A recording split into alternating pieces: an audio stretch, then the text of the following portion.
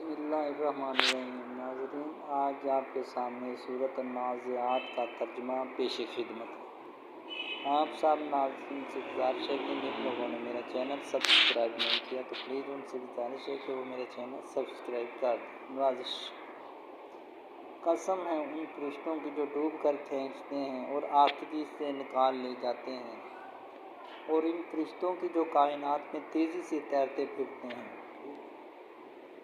फिर हुक्म बजा लाने में सबकत करते हैं, फिर अहकाम इलाही के मुताबिक मामलात का इंतज़ाम चलाते हैं। जिस रोज़ हला मारेगा ज़लज़ले का झटका और उसके पीछे एक और झटका पड़ेगा। कुछ दिल होंगे जो इस रोज़ खौफ से कांप रहे होंगे, निगाहें उनकी थमी हुई होंगी। ये लोग कहते हैं, क्या वाकई हम पलट कर वापस लाए जाएंगे? क्या जब हम खोखली बोसीदा हड्डियाँ बन चुके होंगे कहने लगे ये वापसी तो फिर बड़े घाटे की होगी। हालांकि ये बस इतना काम है कि एक रोज़ की डांट पड़ेगी और यकायक ये खुले मैदान में मौजूद होंगे। क्या तुम्हें मूसा अलैहिस्सलाम के किस्से की खबर पहुंची है, जब उसके रब ने उसे तुवा के मुकद्दस वादी में पुकारा था कि फ़िरौन के पास जा, वो सरकश हो गया है, और उससे कहा, क्या तू इसके लिए तैयार है कि पाकीज़गी इख्तियार करे और मैं तेरे रब की तरफ तेरी रहनुमाई करूँ तो उसका खौफ तेरे अंदर पैदा हो। फिर मूसा ने फ़िरौन के पास जाकर उसको बड़ी निशानी दिखाई, मगर उसने झुठला दिया, ना माना। फिर चला चालबाजियाँ करने के लिए पलटा और लोगों को जमा करके उसने पुकार कर कहा, मैं तुम्हारा सबसे बड़ा रब हूँ।